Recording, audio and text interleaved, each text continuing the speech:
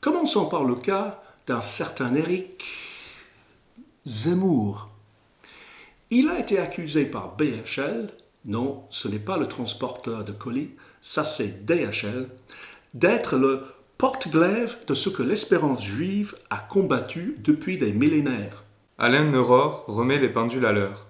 Pour être juif, on n'a pas besoin d'être gauchiste et droit-de-l'homiste comme BHL, dont les injonctions au gouvernement de pratiquer l'ingérence humanitaire autour de la planète ont provoqué désastre sur désastre.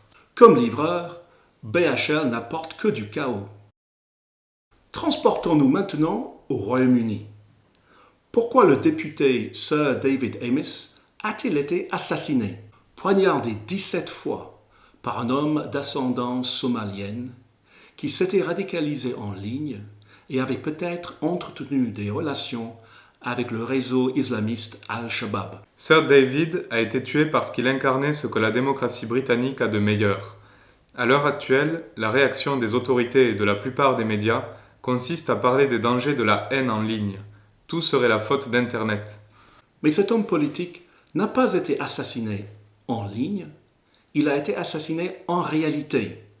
Et le vrai coupable, c'est le terrorisme islamiste international. Tournons-nous maintenant vers le cas d'un certain Éric Zemmour. On dirait le même que celui de tout à l'heure. Il a fait l'objet d'une attaque très virulente de la part de Majid Cherfi, ancien membre de Zebda, qui accuse le pas encore candidat au présidentiel d'être la star de l'ignominie. Cette fois, Alexis Brunet remet les pendules à l'heure. Aujourd'hui, l'idéal du vivre ensemble multiculturaliste, promu par Zebda il y a 20 ans, semble lointain.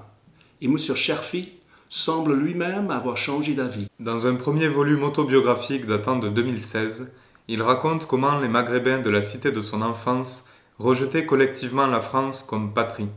Mais dans un autre volume de 2020, l'accent est maintenant mis sur les défaillances de l'universalisme français. Voilà ce qu'est devenu le vivre ensemble. On réécrit l'histoire pour rejeter la faute sur la France. La semaine dernière, 2 faits divers déplorables ont été filmés et les vidéos postées en ligne. Il s'agit de l'agression à caractère probablement homophobe d'un ado à Montgeron et de celle d'une enseignante, au cri de « Sur le Coran », par un élève majeur du lycée professionnel Jacques Prévert à Comble-la-Ville. Si la droite a parlé de l'ensauvagement de notre société, la gauche et le centre continuent à minimiser le problème et se contentent de tweeter leur indignation face à des actes criminels.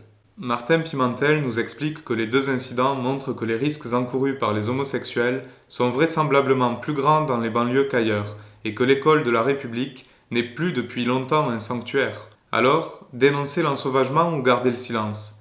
Comme l'a dit Elisabeth Lévy, ce sont ceux qui veulent nous interdire de voir les problèmes qui sont les vrais fauteurs de haine. On dit que charité bien ordonnée commence par soi-même. Finalement, on peut dire la même chose de l'ingérence humanitaire. Il faut d'abord la pratiquer chez soi.